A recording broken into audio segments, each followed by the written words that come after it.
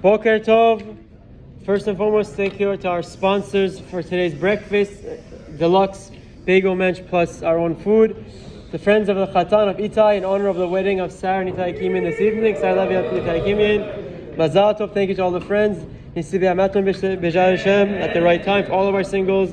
We have to extend our big Mazal Tov to the Hakimian family, to the Levian family, Mr. Hakim and Mr. Levian, and their children in honor of this big simcha, the wedding of Sarah and Itai this evening.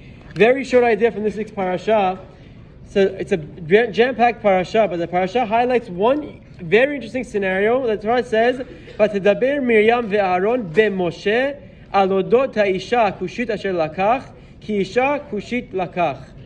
The Torah says something very interesting, that Moshe Rabbeinu's siblings, Miriam and Aaron, spoke negatively against Moshe Rabbeinu regarding the fact that he married a Cushite woman. And now, what does the Torah say? What did Moshe answer? Nothing. Immediately, the Torah says, "V'ha'ish Moshe anav me'od mikol ha'adam asher al panei ha'adama." Over here, the Torah is trying to teach us a huge, valuable lesson in the importance of patience. Moshe Rabbeinu, the Ramban explains, had all the right in the world to defend himself, to get up and protect. I didn't do anything wrong. She's a Baal Midot Tovot. She's a wonderful woman. Why are you speaking negatively about me that I spoke? But Moshe, through his humility, didn't answer.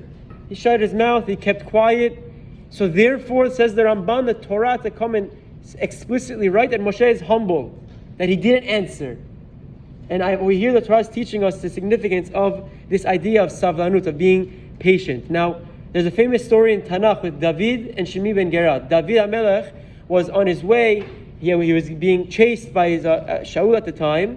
And as he got to a fork in the road, there was Shimi ben Gera who started ridiculing him, cursing him, throwing dirt and throwing rocks at David HaMelech. He was already anointed as king, but the future king that everyone will realize that he was the king. And it was so much to the point that David had one of his servants that said, "Let me just kill him. Why would you let this person talk to you like this?" And what was David's response? "Don't do anything. I just let him yell at me. Hashem will deal the chashbon. It's not my responsibility." Even though David had all the right in the world to bring out justice in that scenario, he didn't. And the Midrash tells us something so fascinating. Through David HaMelech's silence, when he didn't pay back Shimi ben Gera for what he deserved, Shimi was liable of treason for making fun of the king, could have killed him immediately. Because of that, the Midrash explains that David HaMelech became the fourth regel of the Merkava, a huge position, a huge zechut. Not because of all of the conquering, all of the Tehillim that he wrote, the tshuva that he did, nothing else, besides for the fact that he was able and he succeeded in holding himself back and refraining from yelling at Shimi ben Gera, or reacting to Shimi ben Gera when he ridiculed him.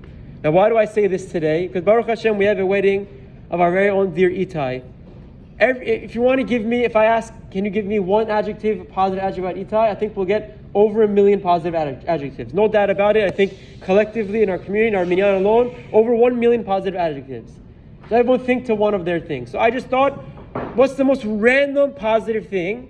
And I'm thinking to myself, Itai champions this idea of natars, of don't worry, calm down.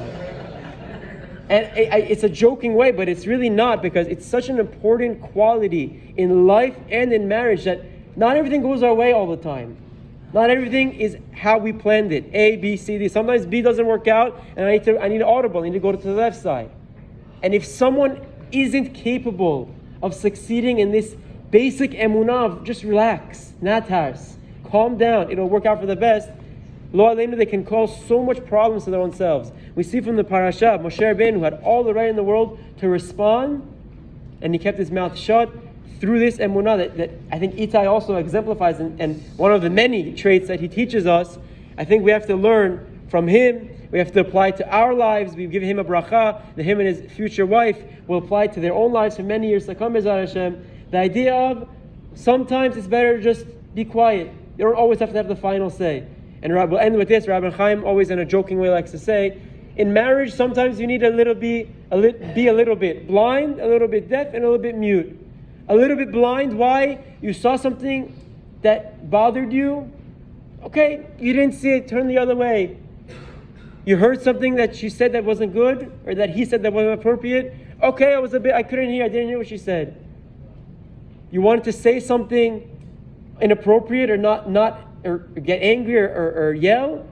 I don't know how to talk anymore. You need to sometimes learn these three things, and I think Baruch Hashem, our Chatan is the king at that. We give a bracha to the Chatan, to the Kala, to their families, to all of their friends, that we only celebrate Smachot, only celebrate Choshiyah, and we only see good things for them and for all of us. Have a wonderful day, and Mazal Tov.